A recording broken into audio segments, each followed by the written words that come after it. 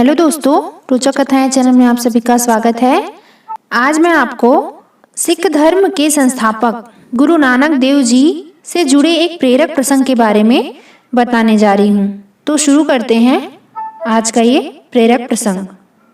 जग का कल्याण करने के लिए गुरु नानक देव जी अपने प्रिय शिष्य बाला और मर्दाना के साथ भ्रमण करते रहते थे। इस दौरान वे लोगों को उपदेश देते थे, साथ ही लोगों को बेहतर काम करने के लिए प्रेरित करते थे। ऐसा ही एक प्रेरक प्रसंग है ईमानदारी की रोटी, जिसके बारे में हम आपको बताते हैं। एक बार गुरु नानक देव जी और उनके शिष्य मर्दाना किसी गांव में गए। वहां रहने वाले एक गरीब किसान लालू ने उन लोगों को अपने घर भोजन के लिए आमंत्रित किया। गुरु नानक देव जी और उनके शिष्य मर्दाना जब उसके घर भोजन करने पहुंचे तो उस किसान ने भोजन के दौरान अपने सामर्थ्य के अनुसार रोटी और साग परोसा। लेकिन जैसे ही गुरु नानक देव जी और उनका शिष्य भोजन शुरू करने वाले थे, उसी समय गांव के जमींदार मालिक भागू का सेवक वहां आया और कहने लगा कि आप दोनों को मेरे मालिक ने भोजन के लिए आमंत्रित किया है। वह चलने के लिए दोनों से बार बार मिन्नत करने लगा। ये देखकर गुरु नानक जी लालू की रोटी अपने साथ लेकर मर्दाना के साथ जमींदार के घर चले गए। गुरु नानक जी के पहुंचते ही जमींदार मलिक भागू ने उनका खूब आदर सत्कार किया और भोजन परोसने की शुरुआत की। भोजन के दौरान जमींदार ने लोगों के सामने कई तरह के पकवान परोसे, लेकिन दोनों ने भोजन करने की शुरुआत नहीं की।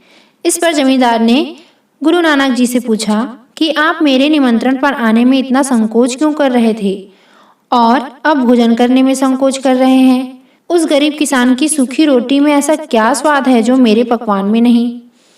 जमींदार की ये बात सुनकर गुरु नानक देव जी पहले कुछ नहीं बोले। फिर उन्होंने एक हाथ में उस रोटी को उठाया जो वह किसान के घर से लाए थे और दूसरे हाथ में जमींदार की रोटी को उठाया। इसके बाद उन्होंने अपने हाथों में ली हुई दोनों रोटी को दबाया। तभी किसान लालू की रोटी से दूध की धार बहने लगी और जमींदार मलिक भागू की रोटी से रक्त की धार बह निकली। इसको देखकर गुरु नानक देव जी बोले, लालू किसान के घर की सूखी रोटी में प्रेम और ईमानदारी मिली हुई है, लेकिन तुम्हारी रोटी में अप्रामाणिकता के साथ कमाया हुआ धन और मासूम लोगों का रक्त मिला हुआ है। इस बात का प्रमाण सामने है। इसी वजह से मैं लालू किसान के घर भोजन करना चाह रहा था। गुरु नानक देव जी की यह बात सुनकर जमींदार उनके पैरों में गिर गया और बुरे कर्म त्याग कर अच्छा इंसान बनने की राह पर चल पड़ा। इस प्रेरक प्रसंग से यह सीख मिलती है कि ईमानदारी से कमाई हुई रोटी 1000 तरह के पकवान से भी ज्यादा इज्जतदार, महत्वपूर्ण और स्वादिष्ट होती है। साथ ही यह प्रसंग इस बात के लिए प्रेरित करता है कि इंसान किसी भी पद और प्रतिष्ठा पर क्यों ना हो, ईमानदार व्यक्ति को ही समाज में इज्जत मिलती है। इसलिए हमेशा ईमानदार बनकर ही रहना चाहिए। तो आशा करती हूँ आप सभी को यह वीडियो पसंद आई होगी। तो प्लीज़ मेरे चैनल को सब्सक्राइब कीजिए, मेरे वीडियो को लाइक कीजिए और ज़्यादा से ज़्यादा शेयर कीजिए। धन्यवाद।